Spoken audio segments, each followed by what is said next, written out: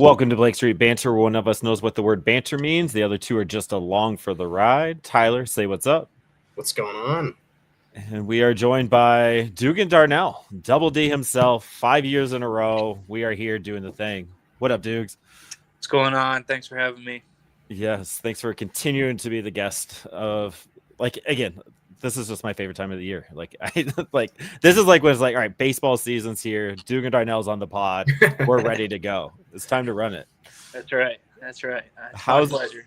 Yeah, love it. How's camp going? How's it feel? You got that first dub under your belt in game one. That's pretty cool. Yeah, it was a great experience.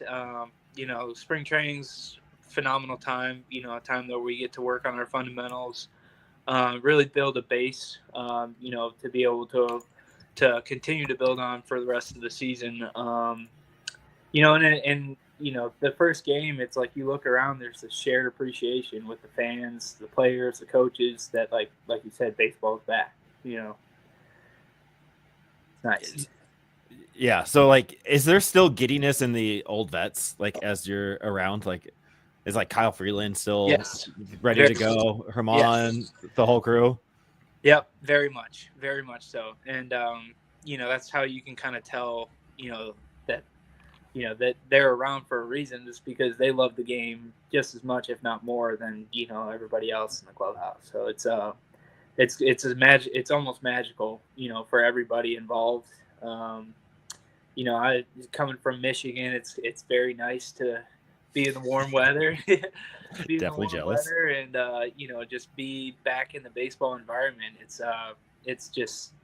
I feel very blessed and lucky every day that I'm able to, show up to the complex and just, do what I want to do what I need to do to work to improve, to be the best that I can be for, whatever might come, in the next 6, 7, 8 months. Yeah, there's a lot to it. I mean, to be fair, Michigan hit 40 today. It was a heat wave. I saw there's kids running around in shirts and shorts today. Yep. It was a beautiful sight. We'd be playing wiffle ball or backyard football or something, that's 40 degrees at this time of year. It's summer. Yeah, the sun was out. It was funny. I was like, all right, we're good. We don't need a jacket. Let's just go around town and do our thing. Yeah. But yeah, no, let's go back to that appearance in game one. You're a non-roster invite, so it's kind of weird seeing Dugan Darnell on there when you have all these other guys on there, and then here we are getting the dub on the game one. Were you expected to be the 8-9 guy just in case, or just hey, Dukes, you're up? Yeah, it's just they don't tell me anything. It's just very much like the season. Just if you got a jersey on, be ready to pitch in any moment, in any part of the game. So that's exactly where my mind's at. Every time I get to put on a jersey in these major league spring training games, I'm just kind of ready innings 1 through 9, and whenever I get my name called, I'm going to go out there and give it everything I got. And it was a fun day for sure. But I deserve a lot of props to my teammates. They played a great game. They played hard. They played the right way, and I just got my 3 outs at the right time. And you hit 96.5, which I feel like this time of year is a little. That's like gassing it up. Was that kind of amp for the first outing, or are you just feeling kind of jacked up this year? I take a lot of pride in the work and the research that I did this off season. I went to Tread Athletics right at the end of the year, kind of used that information. The facility I usually go to got a big revamp, so was able to use a lot more technology just to basically kind of hone in that delivery and raise the floor on a lot of my pitches. So I take a lot of pride in my preparation, and we're in a good spot right now. What can you tell us? What was some of the science? What was the stuff that you're looking at that kind of I should have known that 3 years ago? Yeah. Anything like that? Well, there's a lot that goes into it. I mean, a lot of the stuff that I found out was stuff that, the Rockies coaches and I have been talking about for a couple years now. So nothing that was whoa, like a crazy eye-opening experience, but just a couple drills here and there, and really, really hyper focused on things like hip shoulder separation, on things like, um, being able to be on time when my foot strikes, and just to be very consistent at it. Because these are things that, like in my past, I was able to get up to 97, 98. So I'm able to do it now. For me, it's being able to do it more consistently. Right. So that's basically what I was trying to get into, was just being able to find what, that consistent feel. What does it feel like to throw each pitch the proper way in the proper locations, and how can I repeat that as much as humanly possible? Is that hard? Like, once it's like new, like how easy is it to make it consistent? Like anything, with reps and time, it comes, and it's definitely not easy by any means. But with reps, with time, with consistency, I think consistency is the biggest part, because you can do it one day, maybe you can do it another day, but you need to be able to do it every single day, and every single rep. So yes, it's hard, but the more you work at it, the more you kind of callous your mind, and the more you kind of get into a spot where you can be consistent, um, and kind of block out the external factors. Mm-hmm. Are you ever just walking around the apartment or the house or whatever with the fiance, like just practicing this new consistent thing? No, nothing crazy like that. Okay. Got to keep work at work, and Gotta have boundaries. That's huge. Right. That is important. Honestly, it is important. But Isaac in the chat noticed that the 19 IVB on the fastball too, pretty insane. Is that something that you are aware of, that you watch or keep track of, like any of those kind of numbers like that? Yeah, I don't go hog wild with that kind of stuff, but it is kind of nice to look at it and kind of match real versus feel. What I'm feeling versus what is actually happening. And yeah, I've known that I've had a lot of vertical break on my fastballs. Away from elevation, I get a lot more vertical break than in elevation. But it does help me a lot, especially at the top of the zone. Yeah, that plays. That makes sense. So you're feeling good. We're ready for 2025. But you have to go back to your roots, right? Like Adrian College is where it began. I saw there was this first pitch thing, which I know a lot of schools do. It's kind of like a fundraiser type thing, at least around the schools around here. But was this the first time Adrian's done it? Is this the first time you've done it? Can you explain to us what it is all about? And what that experience was like? Yeah, it was great. It was Adrian College's first pitch dinner, and it was a great success. There was about 400 people there. It's more or less like a banquet to start off the season. Okay. And they get past players, present players, alumni, sponsors. They get a lot of anybody who's affiliated with the program, basically. And I was given the opportunity, myself and one of my good buddies who was in the class, I think right before me. He played, I think 5 or 6 years with the Cardinals organization. So him and I were able to get about 10 minutes apiece, and just kind of, just talk about our experiences at Adrian, and what kind of habits made us successful there. Good memories there, what pro ball life is like, good habits in pro ball, good memories in pro ball, so then there was a little Q&A at the end. So it was good. It was good for me to kind of be back in that environment, back to my roots, like you said, and and get a little bit of self-reflection going, and really understand your whys.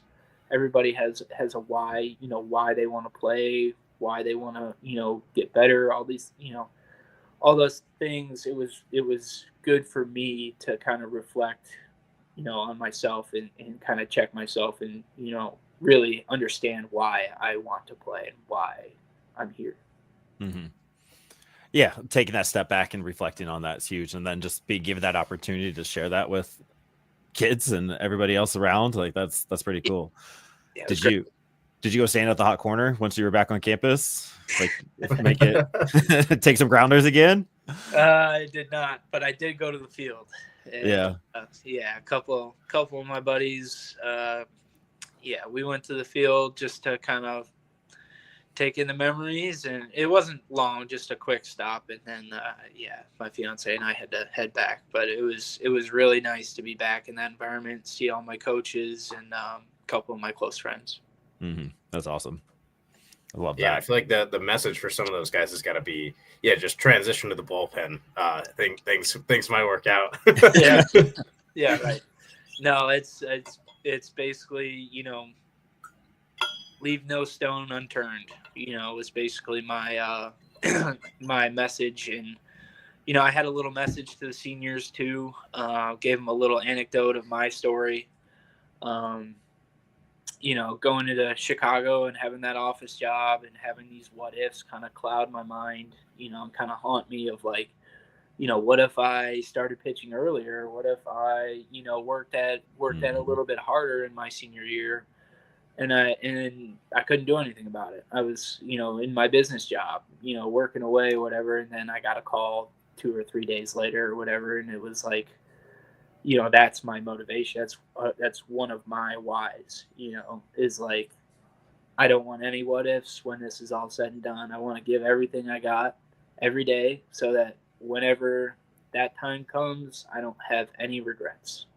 And that was kind of like my message to the seniors. Like, you know, when it, you know, we all can't play forever. Whenever that time comes for you, just make sure that, you know, when you look back, you don't want to go back. You can appreciate, you know, what you did and be proud of it and know that you did everything you had. You know, you put it all out there.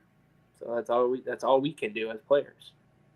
Yeah. And like on top of that, we talked to Chris Forbes this offseason and we talked about you specifically. He's like, I don't know what Dugan Darnell's doing right now, but I know that man's working his ass off right now and he's putting in the work. And there's just nobody quite like Dugan, how he fights for himself. And once he has it, he does his thing. So the higher ups in the office, in the front office, are definitely recognizing all that hard work there too. So I appreciate that. Yeah, it's just a huge piece of who you are, like your character. Like, I mean, you've been doing this with us jabronis for the last 4 or 5 years. Like, yeah, there's something about you and your words and that kind of stuff. So it's always nice. Again, like we keep talking to you all and your players, and it is fun to like recognize that you are real people and you know what it is to start from the bottom and now you're here type mentality, and it's awesome. And I love that you're able to share that with other people too. Absolutely. I appreciate that. Yeah. That's awesome. Okay, enough about you. So you're at spring training, right? Who's kind of stood out to you? Like you've been playing games for a weekish, right? And then you've been down there for a few weeks in total. Who's kind of stood out to you? Like, okay, I recognize this guy's game now. Yeah, I don't know. That's a tough question. You know, like you hear, I mean, it's real. The talent with it, we're chalk to the teeth with talent. You know, we are very full. There's a lot of talent, pitching, fielding, you know, hitting, all parts of it. So, you know, it's actually extremely nice for me, being able to just watch such high level baseball, you know, and be a part of it, you know. It's kind of a motivator for me because, you know, I see my teammates, you know, balling out and I want to be right there with them. So, you know, it's you know, it's good. It creates competitive environment internally, which, as we all know, if there's a good internal competitiveness, then that creates, you know, a better team, which, and then, you know, in turn will be better against other teams. But I guess back to your question, a couple players that stand out for me. I don't know.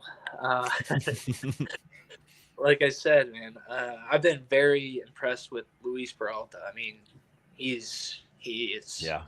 He's impressed. I mean, he's going right after hitters. You know, strike one, strike two, strike three, next guy. You know, and it's like, it's cool to watch, and it's good for me, to see that, because it's a motivator for me. That's what I want to do. In terms of fielding, I mean, Brenton Doyle's always, extremely electric to watch. Ezekiel Tovar making some crazy plays that, I'm in the bullpen looking around like, no way that just happened, and then I guess younger guys. I mean, the younger guys like Karros is making great plays. Carrig, a lot of these guys, young talent, and you hear it all the time, but it's real. I'm watching it with my own eyes. It's real. There's a lot of talent that people don't even know about yet. Mm-hmm. Yeah, and I mean that's something we harp on a lot, and it's like a snowball effect when you get all these guys coming in. Kind of what you're saying, pushes everyone to be better. But then also you go out there on the field, and it just makes it a little harder for a pitcher to face a lineup with 9 guys strong instead of having a weaker bottom. So you get all that talent in the same room, and it makes things happen a little bit faster than just getting one guy in the room. So. Right. And you see it. I mean, there's minor league teams winning, and winning consistently. And I've been a part of a few of those teams, and that talent's coming up, and then there's teams below me that are extremely talented, so it's almost like just a waiting game at this point. It feels like a waiting game because you look around, there's so much talent at each position, including, I'm talking about all 9 positions. And, like I said, it's just like talent is inevitable. Sorry. But talent is inevitable. And that's the kind of mindset I guess we all have, is like, if we go out and play our game, nobody can mess with us, and it's like I said, man, it's just a matter of time before, success follows and the world sees exactly how much talent there is here. Mm-hmm. Yeah, it's from top to bottom. I would agree with that wholeheartedly. And the fact that you're seeing it in the clubhouse too, speaks a lot. Brian's got a question in the chat. What are the spring training facilities like? I think we might have the nicest spring training facility in all of baseball. Yeah. I'm biased because it's the only one I've seen, like, up close. But everybody, all the older guys that come through that have been a part of other organizations all say the same thing. And I mean, like, you see how nice the fields are, how nice the stadium is, how nice the locker room is, the lunchroom, the training rooms, all of, the facilities are, you can't ask for anything better. It's top of the line, in my opinion. Like, the Rocky side is better than the Diamondback side, right? Don't know that, but sure. Yeah. Yes. Yeah. There's our headline. Got it. This leads into another question about another player, Andrew Evans. Truly hope we can see healthy Veen among all of the members of the organization. I mean, Veen, you've got a chance to play with Veen a few times. When healthy, that man is a beast. Yep. But you know where this question's going. What are your thoughts on the bat flip, and how was the dugout when that happened? Because that was insane. In the dugout, but Veen's a close friend of mine, and he is one of the most electric players in the game. He's good for the game. He plays freely. He plays with heart and hustle, and sometimes he does stuff that's just like, there's no way that's the same person, but he's an absolutely electric player. He brings that vibe to the clubhouse, to the team. He's the guy that, definition of play to be great. He's not worried about, falling on his face. He's worried about doing something cool. So that is, it's contagious, and it's good, and it's really good for the team. Yeah, that's every time I watch Veen, everything you just said is why I watch Veen. Like, there is just something about him. Yeah. Whether he's at the plate, on the base, out in right field, left field, whatever, he's about to do something incredible. And it's going to be electric, and there's going to be a little bit of swag to it, and it's going to be totally worth it. And he's a great teammate too. He genuinely cares about his teammates. and I don't think there's any one teammate that'll tell you that anything different. He's he's gonna be special. Yeah, I can't wait to see him and just be healthy. Like, I would love to see 150, 160 game season from Zac Veen. Like, he's one I'm watching very closely. And can you give us an insider report on what color his hair is right now? Sounds like it's changing every day. No comment. No comment. We'll see it out there. Too hard to keep up with. All right, we'll get you out of here. Final question. Starting to run out of these kind of questions. We keep doing this too much, but go to C-Store snack. You're going on a road trip. Let's say you're going east side to Chicago. You have a cute little couples getaway in Chicago. You're stopping at the gas station on the way. What are you grabbing at the gas station? What? Go to snacks. Go to snacks. Wow. From a gas station. Okay. I would have to say, have I already eaten? 10 o'clock in the morning.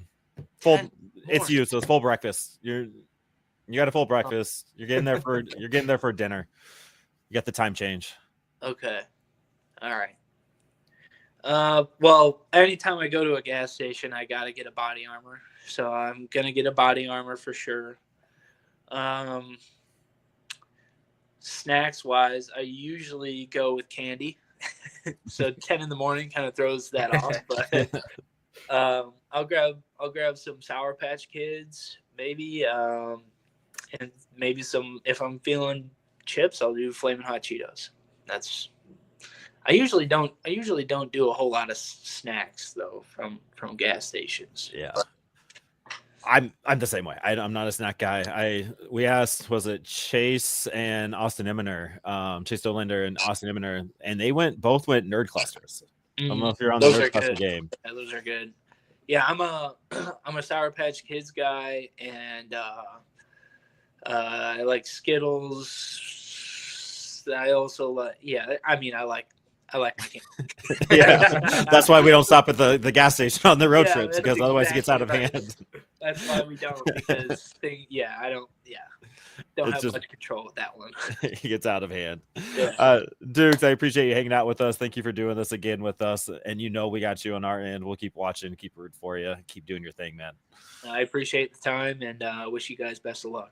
Thanks, man. Yeah, keep killing it. Thank you. See you, Dukes. See you, man. Dugan Darnell. Love that guy. Absolutely love that guy. He is the BSB GOAT. He really is. I mean, yeah, like he told us, it's been 5 years now. I thought it was like 4, but yeah, he was our first interview back in 2020, 2021. His 5th season doing his thing, and he's knocking on the door. Like this, we talked about it last week. This arm barn's pretty stacked, and he's there. He's, I don't know how many numbers. What is there? 8 people in the barn. He's probably what, 11, 12. So. He's close. I'm hoping he gets his shot soon. I mean, he deserves it. And yeah, the crazy part is 5 years. Like, thinking that he was this undrafted dude, came out of nowhere. 5 years later, he's just consistently taken that next step. And, he spoke to it. It's amazing to see guys who are just so humble, but also true about their grind. Yeah. That's something that can inspire a lot of people. We're lucky to get those words directly to us. That's, it's pretty awesome. Right. And being able to share that story over all these years, it's pretty fun. So thank you, Dukes. Thank you for hanging out.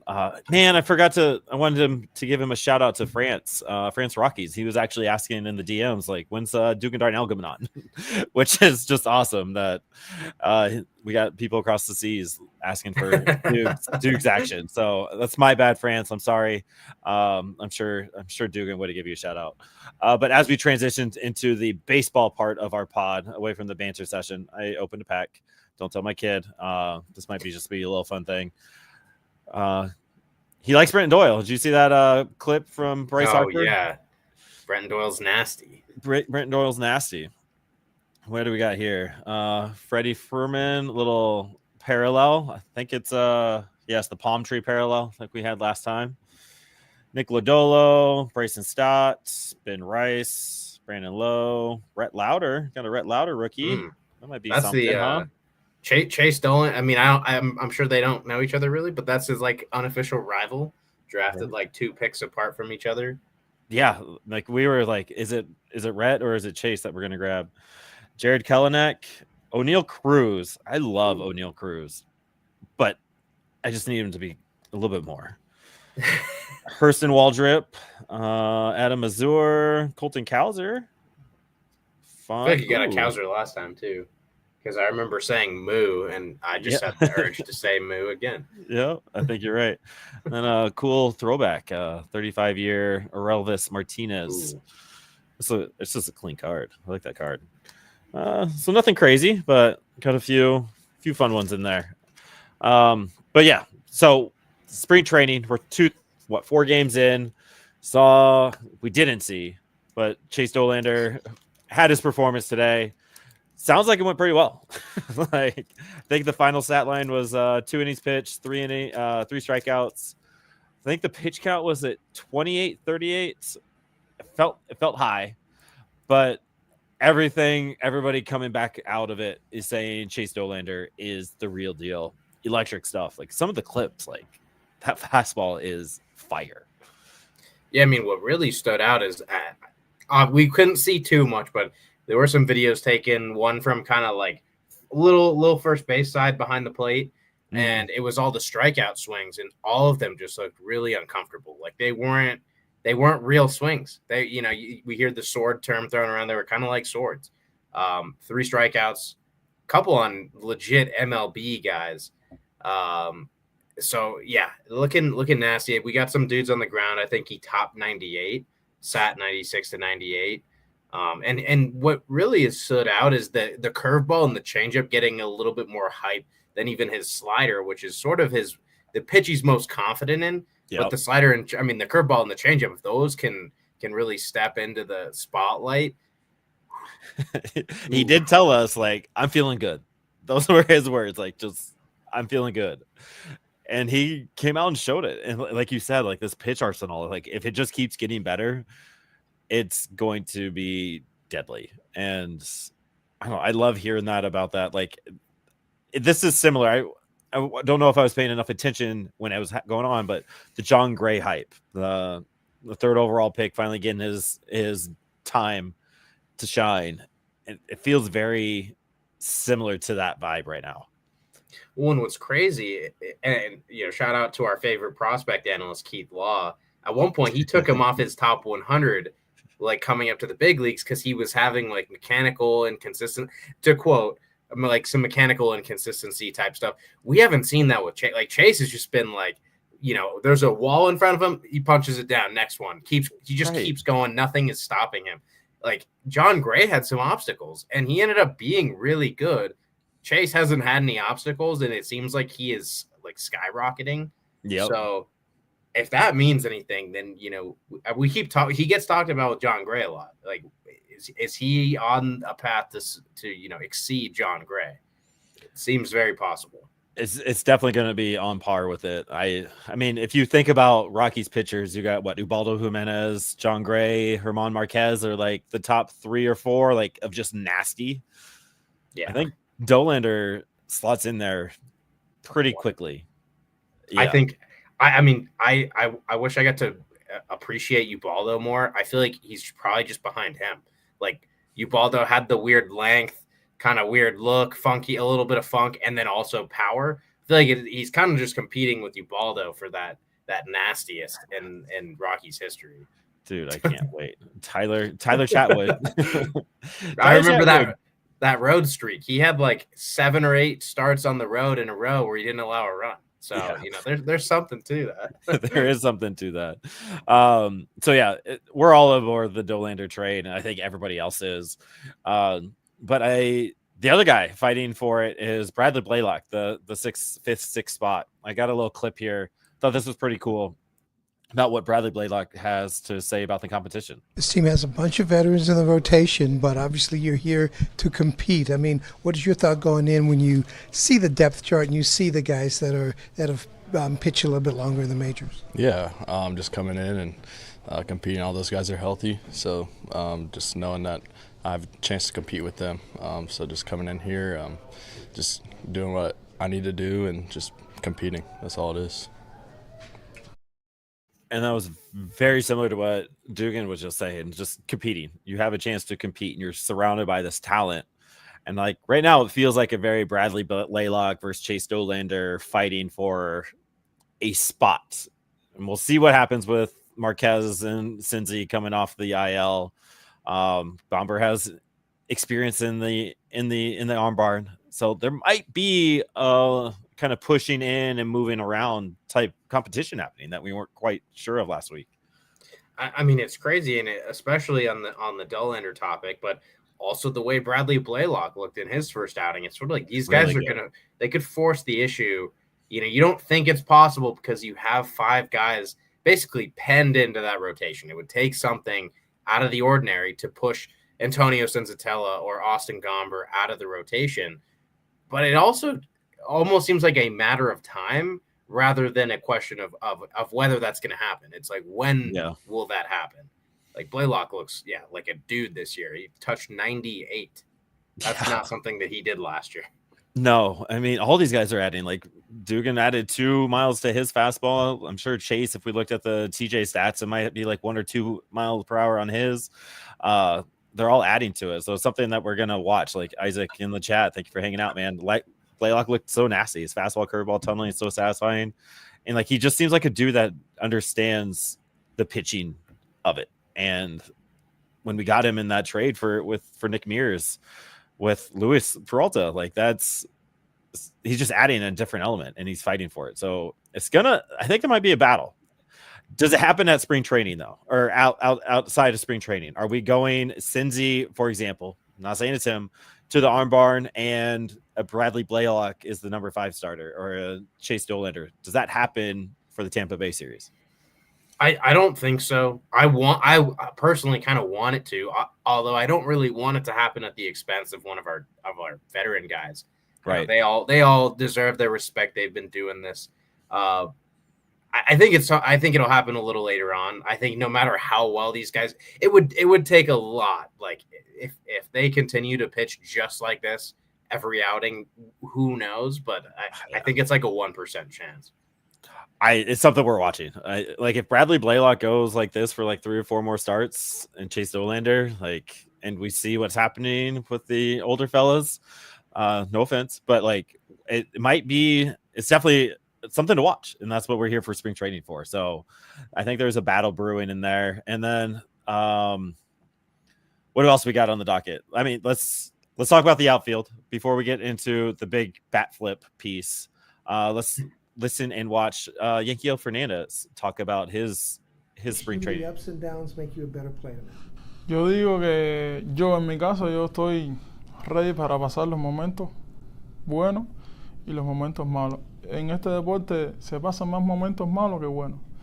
Y yo soy una persona que está ready siempre para los momentos malos.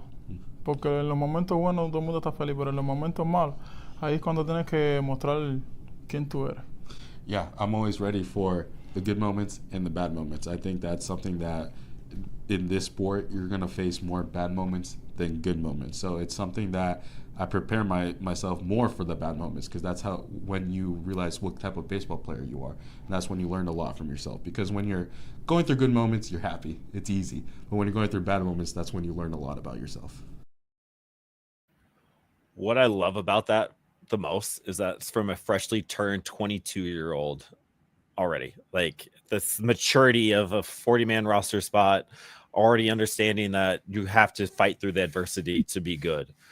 And he's kind of showing out right now in spring training, hitting 333. I think he has. Did he have a home run? I lost my. Not yet. He has a double.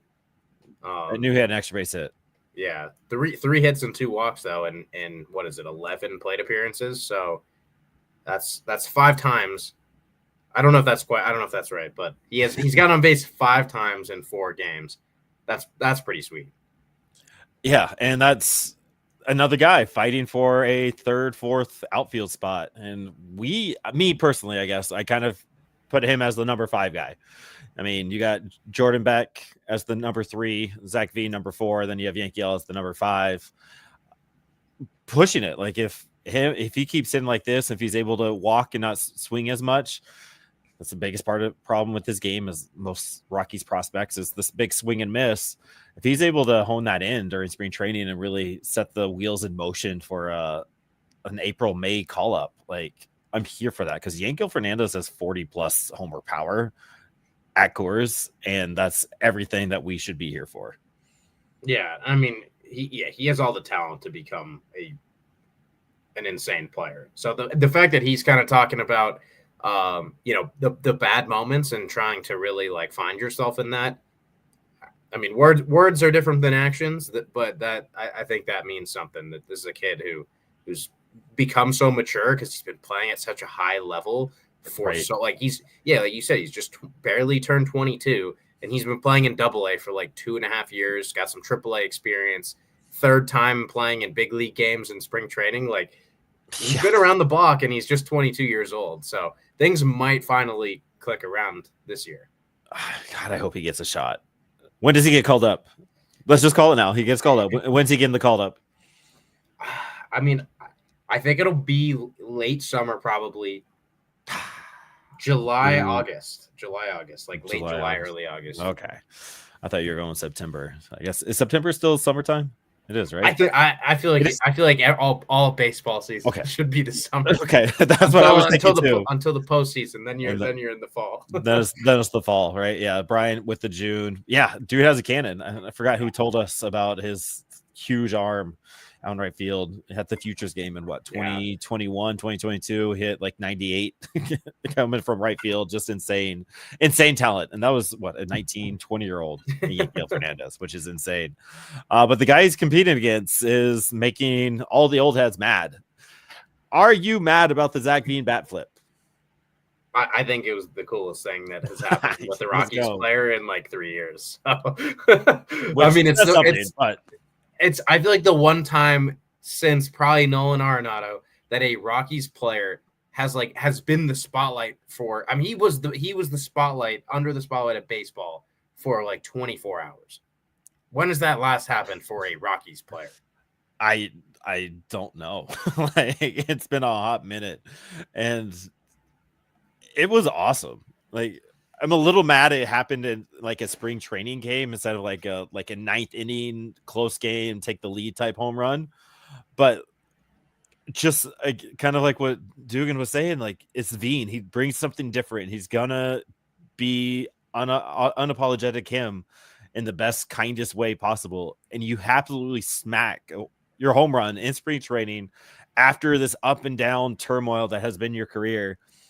Damn right you're gonna have some emotion with it. Let it fly, let it go, and let it be.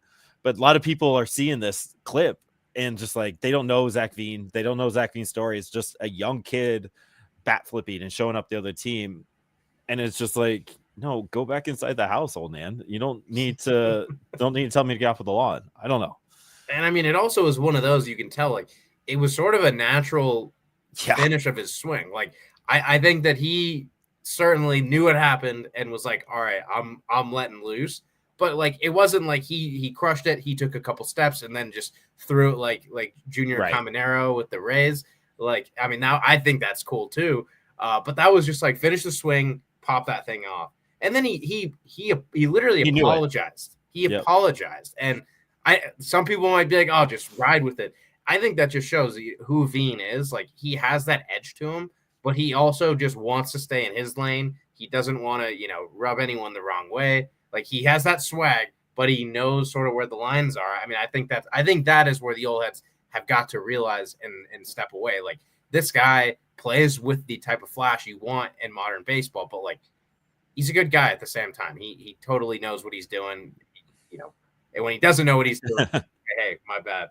Yes, we'd probably be on the other side if like there wasn't an acknowledgement of like, oh, I shouldn't have probably gone towards the pitcher. I probably should have done a little bit more towards my dugout. But it was badass. Like I got hyped after seeing that. I watched.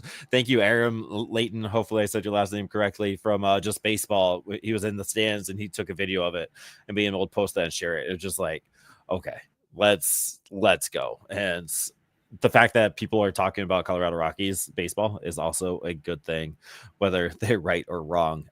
Continue the outfield conversation. Andrew Evans in the chat. Thank you for hanging out on the YouTube with us all. Hopes for Nolan Jones entering the regular season. I'll let you go first.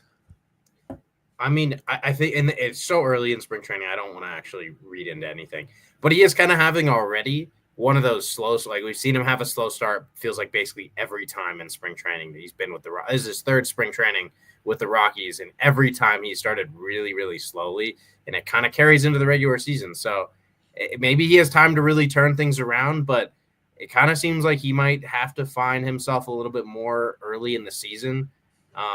He just might be a serial slow starter. I'd love for him to just hit the ground running, but it might be kind of a slow start, get that mojo back, just like we saw in 2023. Started slow, didn't get his chance, then he just blew up. Yeah, I think I'm going to agree with you. The slow start seems almost inevitable right now.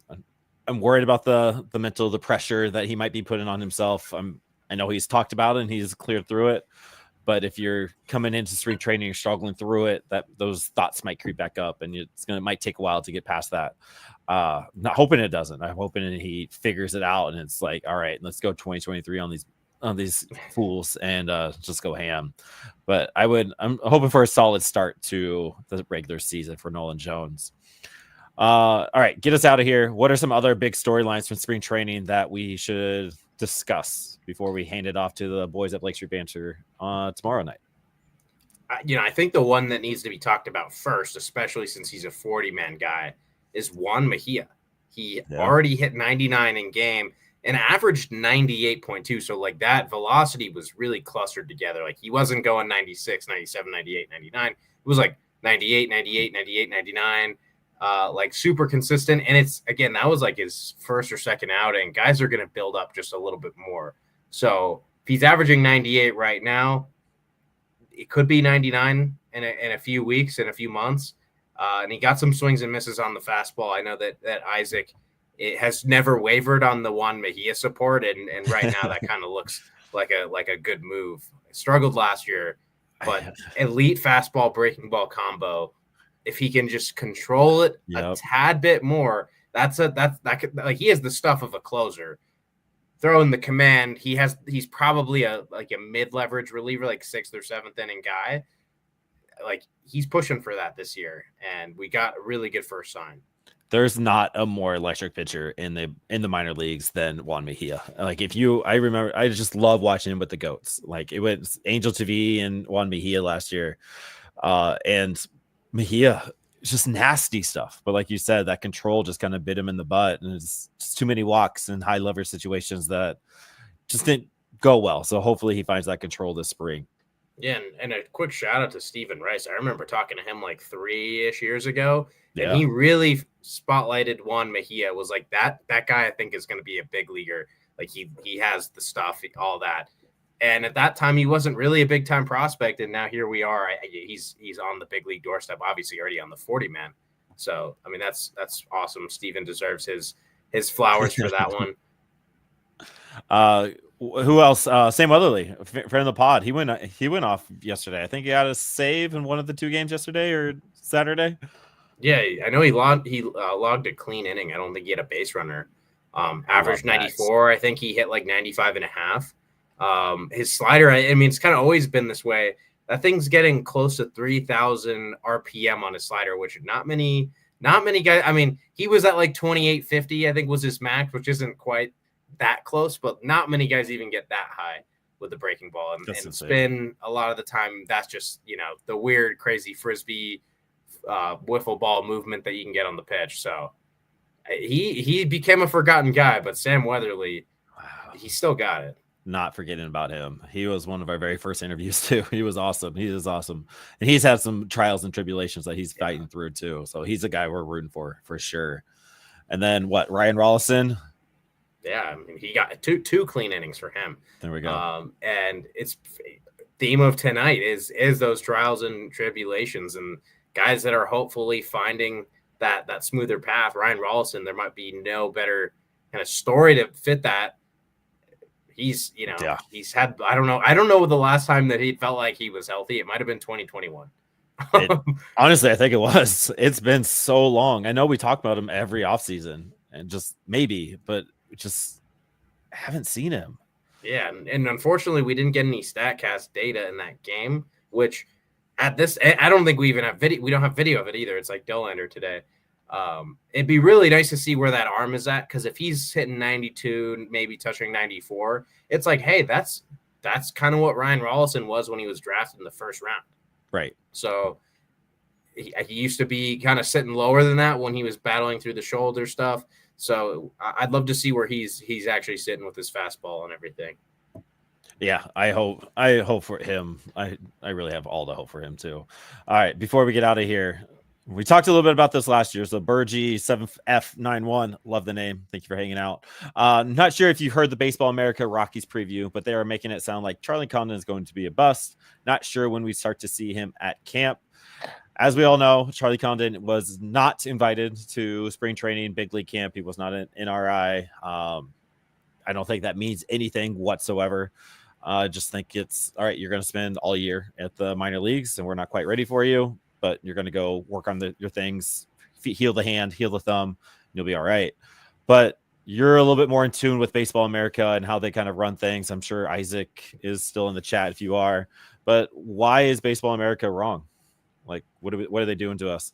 I mean, we've talked about Zac Veen a lot tonight, and he's a guy just like Charlie Condon, got injured, and there were these injuries that Veen tried to play through that injury for like half a season, and it tanked his production, and people dropped him heavily on prospect lists, and it was like, who's Zac Veen now? Like no one really kept up with him.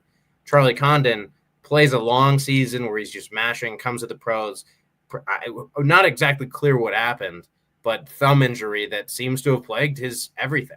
So I think to put stock into what he did this past season, put much stock into it, is I don't really think that makes that much sense. Zac Veen is case in point number one. Like, the guy clearly still has elite talent, but hasn't been able to showcase it with the injuries. Unless you want to say that the guy's injury prone, which there's nothing to suggest Charlie Condon is injury prone. You have to give that another look. Like, literally the best baseball hitter of all time. And we're basing it on a month and a half of at bats in Spokane towards the end. Seems a little too much right away, but they're wrong. Like, there's zero reason not to believe that Charlie Condon can't be what he's supposed to be based off 19 games, 20 games. And I mean, if he ends up a little lesser than we were hoping, that still could be a really good player. So, yep. This might have just been a good expectation reset for him. Like, hey, I'm not going to be the greatest of all time, but I can. Now I'm playing from behind a little bit. Maybe that's going to help him. Yeah, I'm sure we'll see him. Like, yeah, non-roster invites are still playing in games all the time, so I'm sure we'll see him mid-March sometime. I imagine he'll be in the spring breakout game. I'd hope so. Yeah. It'd be weird not to see your number one draft pick from the year before not in the spring breakout game. So that might be when he makes his debut, or a few games before that, before we see Charlie Condon in March, early March there. Anything else for the good of the cause along the minor league stuff, Tyler? I think we got a lot of it covered. Yeah, I mean, games. It's going to be awesome next week having like kind of a real sample to work with. Like, right now we got 4 games for most of these guys. Next week it's going to be 8, maybe 9 for some of them. Yeah. So at that point it's like, all right, how are these guys looking? Because right now it is a little bit like, all right, hey, good game, buddy. But next week it'll be like, all right, that's it. You put together a nice week, and people take note of nice weeks. So yes, it's going to be fun. And we are not going to talk about the 3-run sack fly debacle that was in game one. Didn't happen. Nobody saw anything about it. It wasn't real. Brian, we can't either. Can't wait for the spring breakout game again this year. Before we get out of here, shameless plugs. Hang out with us every Monday night for Roads to Blake Street, where we cover all the minors all the way from Fresno to Albuquerque On Tuesday nights, Noah and Patrick Lyons will be doing the big league Lake Street banter. Boots on the ground, being able to talk all things Rockies. And then Wednesday night, you got Skylar and K-Dub of Purple Roy joining us on the BSB Podcast Network, talking about all the best of the West. As always, go ahead and subscribe, follow, share it with your mama. We are her favorite podcast. She just doesn't know it yet. We will be here all year, all season, doing the best that we possibly can. And we got some interviews coming up that pretty excited about. I can't wait to actually have them and share them and all that. But that's what we like to do, share the stories of these minor leaguers. As always, hang out with us and go Rocks. Minor league affiliates. Woo!